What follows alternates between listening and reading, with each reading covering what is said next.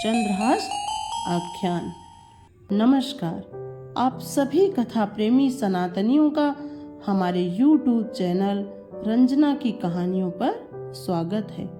आज हम विश्राम सागर का 22वां अध्याय चंद्रहास आख्यान यानी कि चंद्रहास की कथा सुनेंगे। सीताराम और गुरुदेव के चरणों का ध्यान कर आगे की कथा कहता हूँ। दोस्तों, कहानी में आगे बढ़ने से पहले अगर आपने अभी तक हमारे चैनल को सब्सक्राइब नहीं किया तो प्लीज़ जल्दी से जाके हमारे चैनल को सब्सक्राइब करें, वीडियो को लाइक करें, वीडियो पे कमेंट करें। तो चलिए कहानी में आगे बढ़ते हैं। धर्मराज ने दूतों से कहा, ध्यान लगाकर आगे की कथा सुनो। केरलपति नाम के एक राजा बड़े बलवान थे। उनके घर में चंद्रहास नाम का पुत्र मूल नक्षत्र में जन्मा था।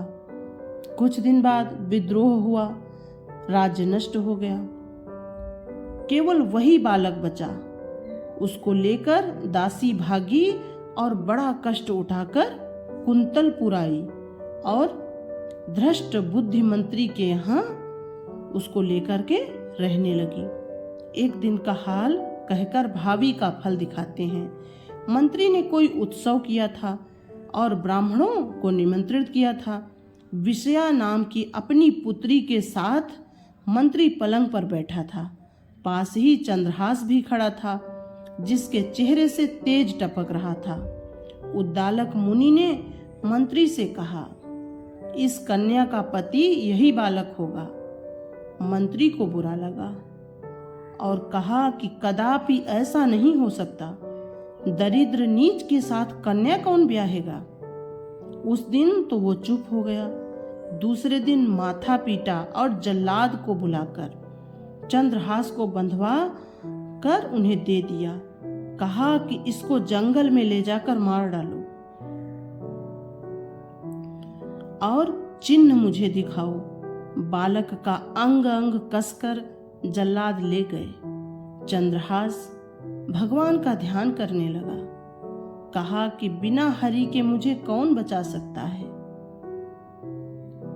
उन्होंने भरुही के अंडों की रक्षा की है, जहां पत्थर चूर चूर हो गए। साड़ी में प्रवेश कर द्रौपदी की लाज बचाई। माता के पेट में भूख प्यास मिटा रक्षा की है। पैदा होते ही पीने को दूध दिया। वह मेरे पिता हृदयहीन नहीं है। जल्लाद लेकर के जंगल को गए और वहां उससे कहा, तुम्हारे जो कोई हो माता पिता उसकी याद करो। तब चंद्रहास ने कहा, भाई हमारे कोई नहीं है। जो हमारे माता पिता थे उन्होंने तो हमें तुम्हें सौंप दिया।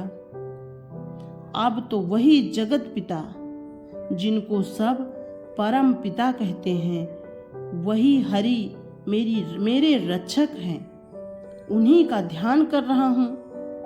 बालक के प्रेम से भरे हुए अटपट वचन सुन जल्लाद जो थे वो आपस में इशारे में कुछ बात करने लगे और कहा, बालक देखने में बड़ा सुकुमार और प्यारा है। इसको मारने का जी नहीं चाहता। इसको यहीं पर छोड़ इसकी एक उंगली काट ले, उसको मंत्री को दिखा देंगे। जल्लादों ने ऐसी सलाह करके उसकी एक उंगली काट ली और उसे वहीं जंगल में छोड़ दिया और उंगली को ले जाकर के मंत्री को दिखा दिया। वहां चंद्रहास मन मार कर अकेला जंगल में बैठा था। उसी समय वहां पर कुलिंद नाम का राजा आया। राजा के कोई पुत्र नहीं था, इससे वह बहुत दुखी था। घर में एक सुंदर पुत्र रहने की अभिलाषा थी उसकी। देव योग से वह वहां आ गया और चंद्रहास को देखा। रूप देखकर ही मोहित हो गया और दौड़कर गोदी में उठा लिया। प्यार कर उसे अपने घर लाकर उसे रानी को दिखाया। सलाह कर उसको गोद ले लिया और पढ़ने को भेज दिया। कुछ ही दिन में वह पढ़कर होशियार हो गया। सारा राजपाट संभालने लगा। धन और कोष उसने खूब बढ़ाए। तब राजा ने विचार किया कि कुंतलपति हमारे राजा हैं, उनकी आज्ञा से चंद्रहास को गद्दी दे देना चाहिए। ऐसा कहकर राजा ने मुहूर्त सुधा कुंतलपुर संदेश भेजा कि मैं राज्य अपने पुत्र को देकर तपस्या करना चाहता हूँ। आपकी आज्ञा हो जाए तो कुमार को गद्दी पर बैठने दें। आप आकर तिलक कर दें, क्योंकि हम तो आपके आज्ञाकारी हैं। कुंतलपति के यहाँ पत्र लेकर दूत गया। राजा ने पत्र ले मंत्री को पढ़ने के लिए दिया। मंत्री पत्र की बात राजा को समझाया। राजा ने मंत्री से कहा कि तुम जाकर राज तिलक करो।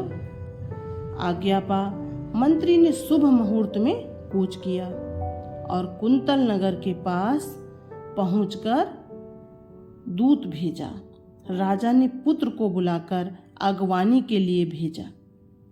कुमार अपने साथियों को साथ ले मंत्री को लेने गया।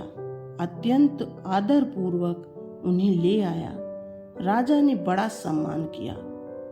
मंत्री ने चंद्रहास को देखते ही पहचान लिया और पछताने लगा। रात में नींद नहीं आई। सोचता रहा कि किस प्रकार टेक रखी जाए। दूसरे दिन राजा ने कहा, अनर्थ हो गया।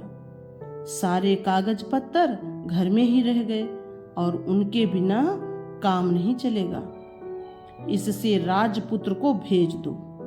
मेरा पत्र देकर कागज ले आए। तब राजा ने कुमार को बुलाकर कहा कि कागज पत्र जाकर लाओ। मंत्री ने एक पत्र कुमार को दिया, जिसे उन्होंने ले लिया। राजकुमार निशंक घोड़े पर सवार हो गया और कुंतलपुर की ओर चल दिया। नगर के समीप जाकर एक उद्यान देखा। घोड़े से उतर जलपान करने लगा। शीतल सघन अमराई, जहां बसंत की बहार आ रही थी, देखी और जीन बिछाकर लेट गया। थका तो था ही, जैसे ही लेटा सो गया। ऐसा सोया कि कुछ भी होश ही न रहा। उसी समय विधना ने अपना खेल रच दिया। उसी मंत्री की पुत्री वहां आई। वह कुंवर को सोए हुए देखा और ऐसी देखती रह गई जैसे चकोरी चंद्रमा को देखती है। सुंदर रूप देख ललचा गई, मगर कुछ भेद न जाना। नहीं, तभी उसकी नजर कुमार की जेब में पड़े पत्र पर पड़ी और झपट कर उसने उसे निकाल लिया, जिसे पढ़ चकरा गई। उसने पिता के अक्षर पहचान लिए। उसमें लिखा था, इसका खूब आदर करना और आदर करके विष देना, मेरी यह बात मानना। पढ़कर वह हृदय में बहुत दुखी हुई। हृदय की बात छिपा नहीं सकी। बहुत कुछ सोच विचार कर एक सीख उठाई और आंखों का काजल पोंछ विष के आगे या बढ़ाकर विषया कर दिया और पत्र ज्यों का त्यों रख दिया और अपने घर चली आई। इधर कुंवर जगे और घोड़े पर चढ़ मंत्री के घर गए। मदन आगे आकर मिला और बहुत सम्मान किया। कुंवर ने जरूरी जानकर पत्र दे दिया। मंत्री पत्र पढ़ प्रसन्न हो गया और पंडित को बुला साहित्य विचार वेद की रीत से विवाह कर दिया। नारियों ने मंगल गान किया और अनेकों प्रकार के दान दिए। वहां कुंवर को रुकना पड़ा। देर हुई जान मंत्री भी वहां से चल दिए। नगर में घुसते ही मंगल साज दिखाई पड़े। घर जाकर देखने पर तो अवाक रह गया।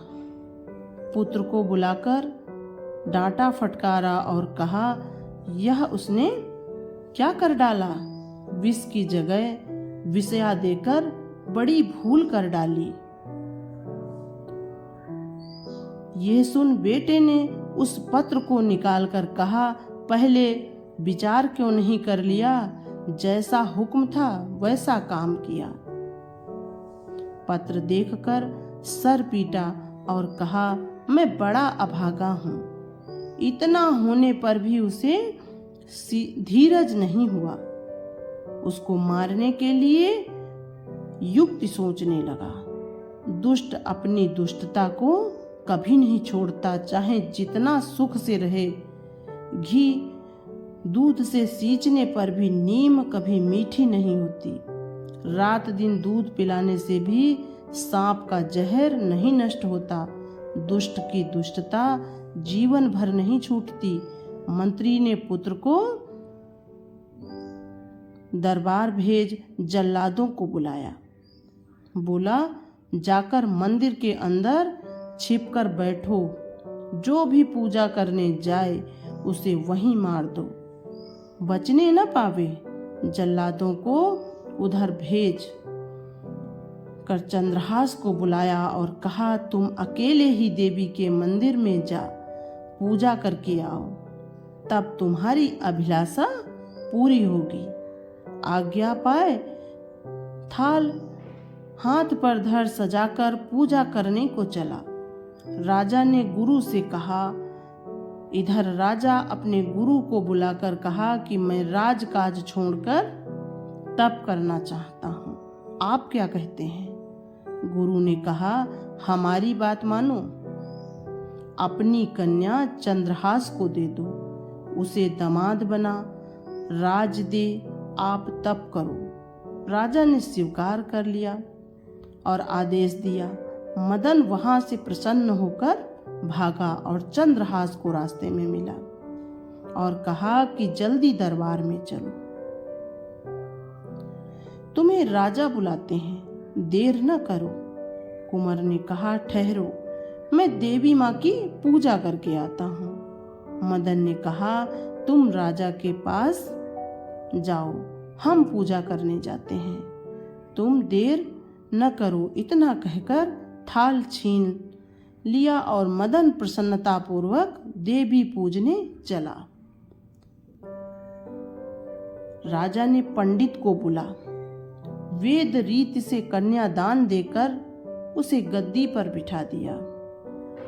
यहाँ जब मदन मंदिर में गया तो जल्लादों ने उसे मार डाला, उसके बदन के टुकड़े टुकड़े कर दिए।